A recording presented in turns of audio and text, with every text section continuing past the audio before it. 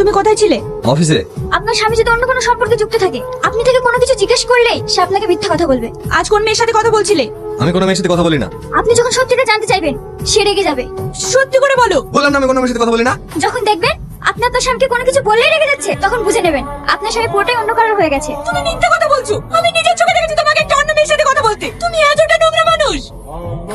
প্রিয়া, সে যখন আসল সত্য সহ্য করতে না পারবে, তখন সে আপনার গায়ে হাত তুলবে।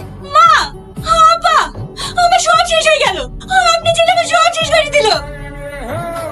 কি হয়েছে বৌমা, তুমি এবার চিৎকার করছো কেন? আপনার ছেলে আমার জায়গাটা অন্য একটা মেয়েকে দিয়ে দিয়েছে মা।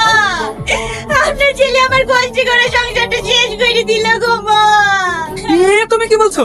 হ্যাঁ আপা, আপনার ছেলেকে জিজ্ঞেস করেন। আমি নিজের চোখে দেখেছি ওকে অন্য একটা মেয়ের সাথে রাস্তায় দাঁড়িয়ে কথা বলতে। বাবু, এগুলো কি সত্য? আব্বা তোমাদের ওর মতো মাথা খারাপ হয়ে গেছে। আমি রাস্তায় যার সাথে কথা বলছিলাম সে হচ্ছে আমার অফিসের স্টাফ। আপা, ও মিথ্যা বলছে। আমি তোমার ভাত খাবো না। আমি তোমার ভাত খাবো না। আমি আজকে বাপের বাড়ি চলে যাবো। যাও বাবার বাড়ি, তোমাকে ভাত খেতে হবে না। আমি জানতাম তুমি এইটাই বলবা। আমি এই বাড়ি থেকে গেলেই তো তুমি ওকে এই বাড়িতে নিয়ে আসবা। দরকার হলে তাই নিয়ে আসবো। যাও তুমি। কি এত বড় কথা? এর বিচার যদি আমি না করতে পেরেছি, তাহলে আমার নামও প্রিয়া না। আমি এক্ষুনি আব্বাকে ফোন করছি। আগুন, তোমার বউ যে আমাদের সামনে অভিযোগটা করেছে তুমি নাকি অন্য মেয়ের সাথে সম্পর্ক করো, এটা কি সত্য? না মোড়ল সাহেব, ও মিথ্যা বলছে। এটাই ওর সমস্যা, সবসময় আমাকে সন্দেহ করে।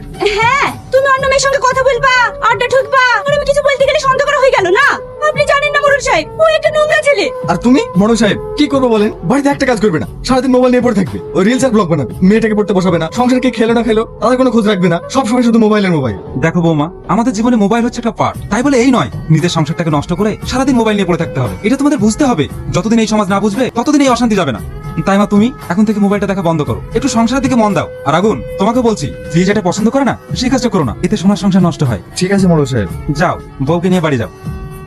কি গো, তুমি আমার মোবাইলটা নিয়ে চলে এসছো? এখন আমি রিলস আপলোড দেবো কি করে?